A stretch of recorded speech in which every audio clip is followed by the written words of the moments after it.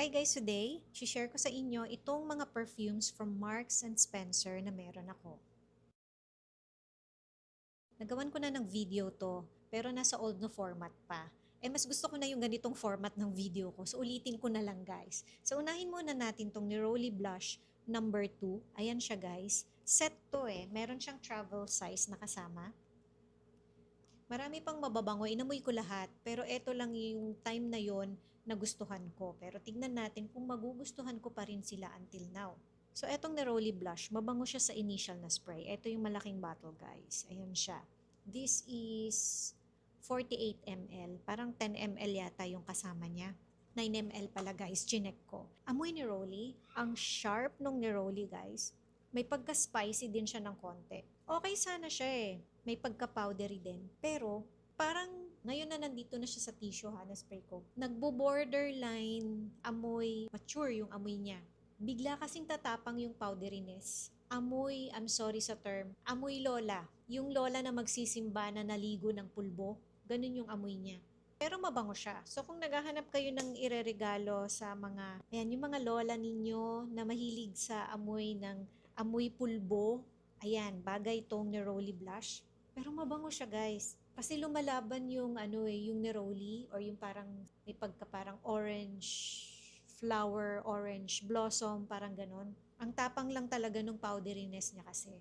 Bagay ito sa mga medyo mas matatanda. Minsan hirap tayong magregalo sa mga ganyang edad, di ba? Ito bagay ito, Neroli Blush. Next naman is itong Spiced Bergamot. Ito yung box niya guys. And this is 995 pesos, yung 100 ml. Ito siya. Ito yung pinakapabango. Ayan. Nakaspray siya dito sa tissue, kaya hawak ko yung tissue. So, ito, sa unang spray, maamoy mo yung pagka-spicy niya. Pero nung medyo tumagal na siya dito sa tissue, amoy sabon. Hindi ganito yung naalala ko sa kanya dati Alam niyo yung naglaba kayo, tapos naparami kayo ng laundry powder dun sa damit? Ganun yung amoy niya. Or yung kalalaba lang, hindi pa tumutulo pa yung damit. Amoy sabon pa talaga siya. Ganun yung amoy nitong spiced bergamot. Malinis. Para sa akin bagay sa lalaki tong spiced bergamot. Okay, eto naman, etong next, this is sweet pistachio. And ito, ang ginaya nito is yung kayali na pistachio gelato. So, nung nasa store ako, ito yung pinaka-perfume, nung nasa store ako, yes, amoy naman, pero parang may kulang. Siyempre, given, hindi naman siya ganun kamahal. Pero dito sa tissue, alam niyo yung pagkamalayo yung pabango. Ito kasi di ba naamoy ko yung tissue. Ang lakas niya guys, malakas siya. Pagka malayo yung pabango, amoy pistachio gelato. Pero pag malapit mo siyang inamoy, amoy dahon, amoy green na dahon na bagong punit na may pagka pistachio gelato. So I guess kuha naman niya. Pero siguro whiffs na lang pag nadaanan nyo yung mga tao, tsaka lang nila marirealize na amoy pistachio gelato siya. Kasi kung malapitan, ang green talaga nung amoy niya na pistachio gelato. Parang pistachio gelato na nalagyan ng tanglad na bagong punit.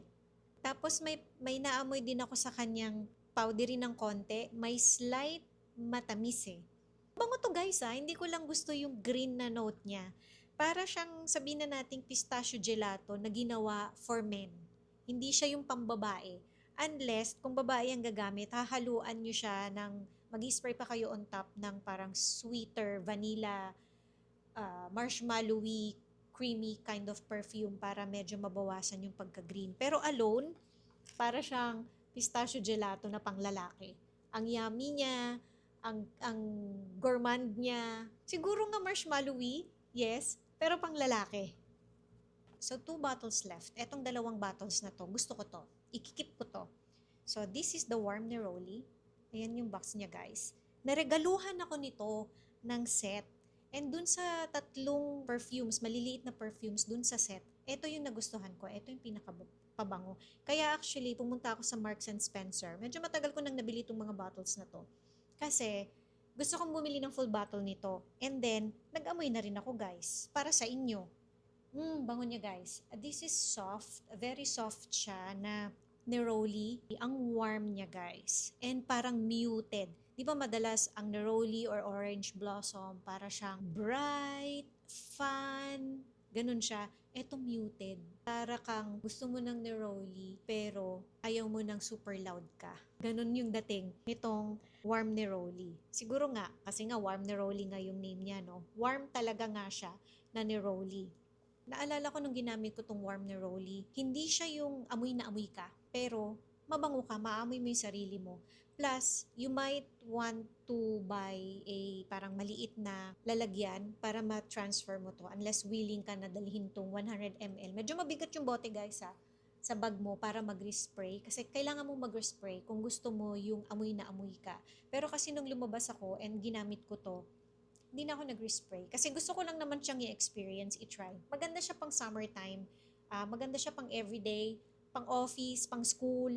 Yung mga gusto ng neroli, orange blossom, ganyan, citrusy floral na perfume na hindi super citrusy, hindi rin siya overly floral, hindi rin siya parang super loud. Kasi nga muted nga yung dating ng amoy niya. Pagka yung magsusundo ka lang ng anak mo, mag-grocery, yung mga ganyan, pang araw-araw. Bagay siya guys, hindi siya sayang. And pag medyo mas tumatagal na siya dito sa paper ha, at least, mas parang, hindi ko naman masabing tumatamis. Pero parang ganun na, mas tumatamis siya ng konti. Well, doon naman talaga papunta yung mga neroli na perfumes. Pero, ang ganda niya guys. Ang ganda niya. Para sa akin, blind buy, worthy siya pag mahilig kayo sa mga orange blossom, citrusy floral kind of perfume. Ito yung klase ng pabango na parang hihilain mo lang, easy reach lang siya, tapos papaligo mo, hindi ka magkakamali, lalo na kung pang araw-araw na commuting lang. Or yung mga nagji-gym, gusto mo ng pang pabango after mong mag-workout kasi pauwi ka na, yan, maganda siya, pang pang respraying lang.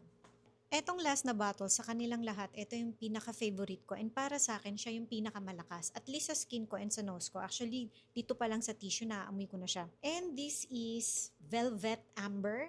Ayan siya guys. Yung box niya, tsaka yung bottle niya, isipin mo pang lalaki siya. Kaamoy siya ni Mugler Alien. Kuhang-kuha niya guys. And ang ganda ng pagkakatimpla niya. Medyo mas malakas lang yung parang soapy na note niya, clean na note niya, which is nice. Kasi yung Alien, nahihinaan ako doon pero mabango yun. Eto ang lakas nito guys.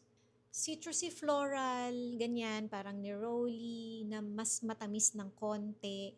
Also good for everyday, easy reach. Kung gusto niyo yung ganitong scent profile, mas parang floral lang talaga siya compared kay warm neroli.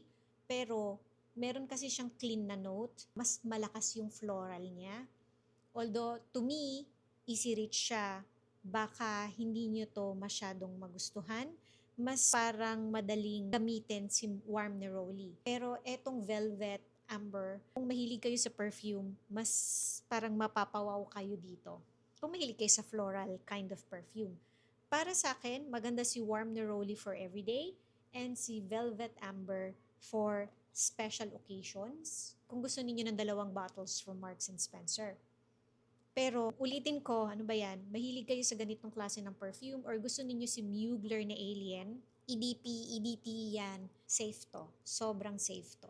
So, ayan na guys. Yung quick na review ko nitong mga perfumes ko from Marks and Spencer. Madami pang mababango kahit yung mga panglalaki. Actually, marami nang silang mga perfumes na tinanggal na nila, hindi na nila kinikerry na ang babango sana. Hindi ko lang sure kung available pa yon sa UK, pero dito sa Pilipinas mahirap na siyang hanapin. Anong perfume from Marks and Spencer ang meron kayo na paborito ninyo? Mag-comment nga kayo below. Thank you for watching and see you again on my next video. Bye!